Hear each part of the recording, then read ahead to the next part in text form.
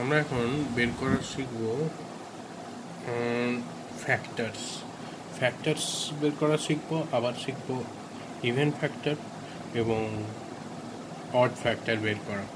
Suppose there is a number 216, okay, 216 এর আমরা factor বের করবো কী করে। একটা আছে যদি মনে থাকে তো এটা হচ্ছে 6-এর কিউব, কিন্তু যদি না মনে থাকে তখন কিছু করার নেই, এটা প্র্যাকটিস করতে করতে মনে পড়ে যাবে।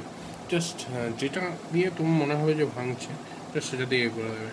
যেরকম 4 দিয়ে আমার মনে হচ্ছে এটা যাবে, তো 4×5 20 আর 4×4 16। তারপরে মনে হচ্ছে এটা 2 দিয়ে যাচ্ছে, তো 2×2 4, 2×7 14।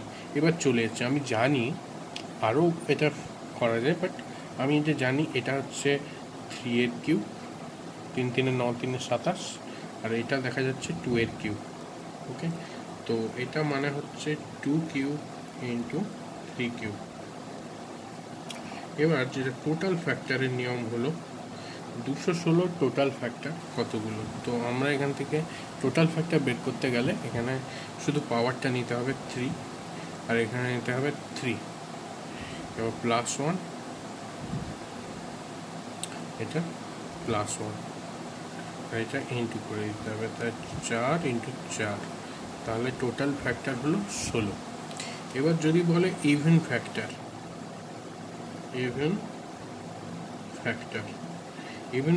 যদি বের করতে হয় তাহলে জাস্ট 2-এর দেখতে হবে, যেহেতু এটা 2, এটা প্রাইম নাম্বারের কিউব, এটা প্রাইম নাম্বার কিউব, তো 2-এর কিউব তার শুধু আমি এইটা নেব, 3টা নেব, এইটা আর কিছু দেখার দরকার নেই। মানে যদি ইভেন ফ্যাক্টর 216 ইভেন ফ্যাক্টর যদি নিতে হয় তাহলে আমরা শুধু 3 এখানে নিলাম, একই রকমভাবে এরও 3, এর শুধু সাথে +1 করব, এর কিছু নেব না, জাস্ট এইটা নেব, প্রথমটা ইন্টু করে দেবো, তাহলে 3 × 4, তাহলে 12টা হচ্ছে ইভেন ফ্যাক্টর। অড ফ্যাক্টর কী করে করব? অড ফ্যাক্টর বের করতে গেলে একই রকমভাবে এই যে 2-এর যে 3 আছে আমরা এইভাবে এখানে নেব 3, এখানেও নেব 3, কিন্তু এখানে 3 নেওয়া যাবে না। মানে এই যে 3 + 1 যে ব্যাপারটা, এটা শুধু 1টা নেব আমরা, এটা হচ্ছে 1টা নেব, 1 × 3 + 1 মানে 4, মানে 4। যদি দেখতে হয় তাহলে 4 + 12 16, তাই টোটাল ফ্যাক্টর হয়ে গেল। এইভাবে নিতে হয়, মানে আমার 2 হচ্ছে এ করলেই তো হয়, তো 2-এর সাথে কি আছে সেটা টোটাল ফ্যাক্টরে এই পুরোটা নেওয়া হবে, ইভেন ফ্যাক্টরে শুধু এই পোর্শনটা নেওয়া হবে ইভেন ফ্যাক্টরে, আর অড ফ্যাক্টর হলে এইটা ছেড়ে দিয়ে, এটা অমিট করে দিয়ে জাস্ট এইটা নেওয়া হবে। তো 4 ফ্যাক্টর, এইভাবে ফ্যাক্টরগুলো আমাদের বের করতে হয়। যে কোনো সংখ্যার করলেই আমরা বুঝে নিতে পারবো। যেরকম আরেকটা যদি নেওয়া যায় সেটা হচ্ছে ধরা যাক 320, এর যদি বলে টোটাল ফ্যাক্টর, ইভেন ফ্যাক্টর আর হচ্ছে অড ফ্যাক্টর, তো কী করবো?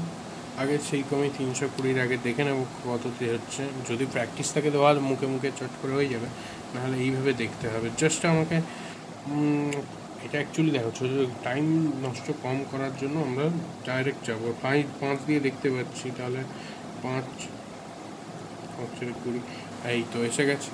তাহলে 64 কত?